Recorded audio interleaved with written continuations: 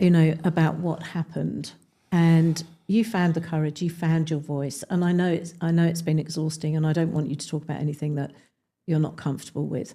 But when you got to actually deciding on the legal process, how did that feel for you, knowing that people were listening to you, that people were believing what you were saying, and that they were prepared to stand behind you? How does that feel now? Well, it was validation, some boys, coming out after a week saying, yeah, it happened to me. And, a few others, well, now a lot have come out and said, it's ridiculous, the extent of it.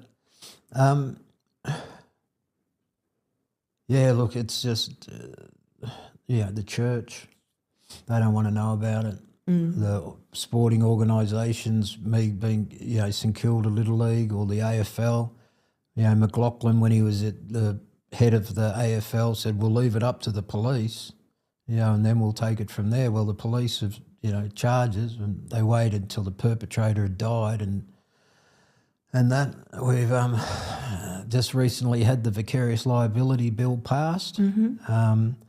We're volunteers because, St Kilda kept saying he wasn't employed by us. He was a volunteer. It's starting to, the tide's starting to turn.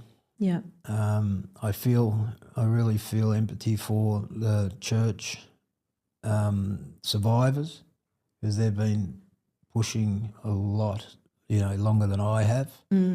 But that day in Parliament was a beautiful day to be, if there ever is a good day to be in Parliament.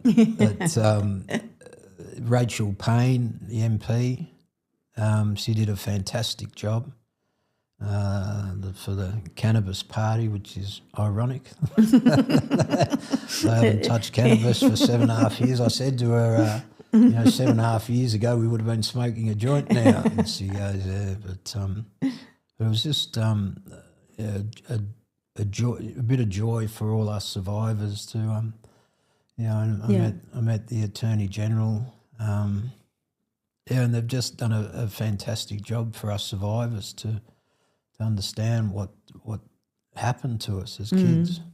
And this is a really good time now for, there's been a lot of press about it. Russell Jackson has done a lot of really good investigative journalism for you. He's really supported you in this.